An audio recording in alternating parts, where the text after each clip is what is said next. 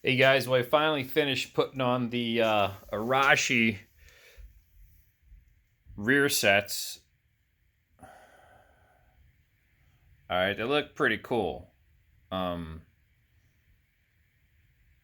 Not bad. Uh, just to give you a little heads up, this is the brake side.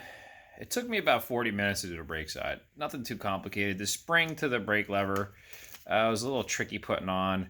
Um, but it went together pretty well. I use Loctite on this side. I use blue Loctite just so I can get it off from the track or something or wherever. I didn't want to have to use heat with the red stuff. The shifter side was pretty simple to put on. I did have to take the chain cover off, and I have it set up GP shift where it took me a second to figure it out. But like, here you go. It shifts well. Okay, so up would be first, down, down, down would be second, third, fourth, fifth, sixth, or fifth. I don't know. Does it have 6 gears? Yeah, it does. So you notice how it spins in there. So if it spins clockwise, that's going up. If it spins counterclockwise, it's going down. Okay, so you always start out in first gear. Remember, I just said it's GP shift, or they call it reverse shift. I like that better than standard shift. It's a better way to ride on the track. When you're laid over and you have to up shift, you just tap the pedal down opposed to pulling the pedal up. Now, this side was no problem. The only thing you have to really do is this bolt here gets really close. I didn't tighten this one up because I got to cut the bolt. Touches the swing arm. All right. I'm going to Loctite this one tomorrow to get some more Loctite. But it went together quite well. It's in a good foot position there. Now on the brake side, there's a lot of little small bolts that you have to adjust. And like this bolt right here, the tinier bolts, okay, strip very easily. So you have to make sure your Allen key ratchet is in there real tight before you turn it. I had a bit of a difficult time with those, only because it was in a weird angle, and most of the bolts I usually use don't strip, but this did strip. Now, it did take me about 45 minutes to put this side on because it was a little complicated because there's a lot more parts. But the only difference these have compared to the standard OEM rear sets is that these here flex a little bit more. Okay, now the rear sets that I have on my 600 flex a tiny bit. These flex a little more than those. I mean, it's a smaller bike, this 400.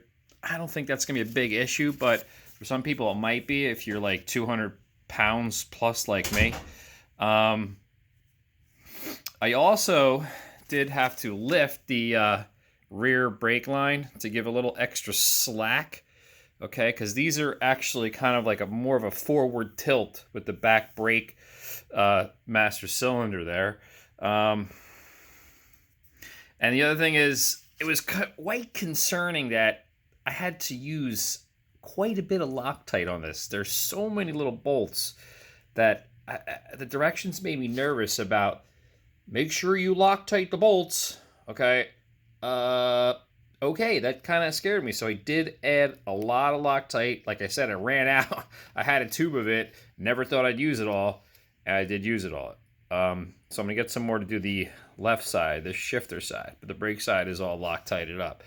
But I'm gonna double check it all tomorrow, and then give it a ride. But yeah, I honestly think that it's a great set to start with. For long term, can you get parts for it? I don't know. You probably could.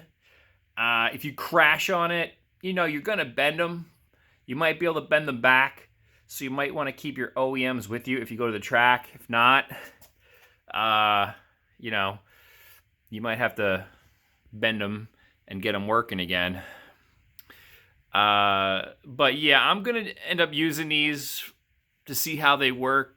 I'm going to do another ride review on it to see how I like them. And then eventually I'm going to swap them out for Vortex or Woodcraft or Latex or something. I like Vortex stuff. I'm a Vortex guy.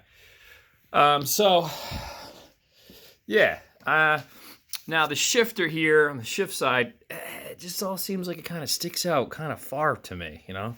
It doesn't seem like it's tight. It's out pretty far, which I don't like that. That bothers me. But like I said, I'm just going to use it. They weren't too expensive. See how it goes. Then eventually down the road, I'll get a better set. But if you're just looking to get something and put it together and be done with it, it's okay. But if you're looking to, like, you know, for a long time, I wouldn't get these. I would get a thicker brand. Like I said, I run the Vortex on my other bike, and I really like them. They're fully adjustable. I've crashed on them. No problems putting them back together. The peg wore down. These pegs, I don't know if they're going to wear down, but I noticed the left peg is pretty far out. I have a size 11 shoe. It's like 11 boot. These here don't look like they have too much of a grab to them, so when I'm cornering or whatnot, hopefully my boot doesn't slip off. That's one thing that concerns me. The left side does have a lot more room to put your foot.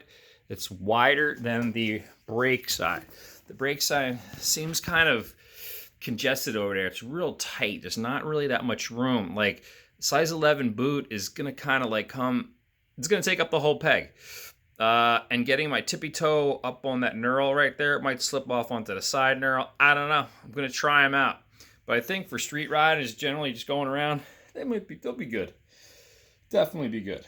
So, yeah, priced well. They're pretty cheap. Kind of happy for what they are, but eventually I'm gonna definitely switch up. But I just wanted to try them out and see how they go. All right. So, yeah, if you want to get them, get them. But like I said, you might want to upgrade if you do track riding with them. Okay? So guys, that's it. Talk to you later. I'm going to do a ride review down the road.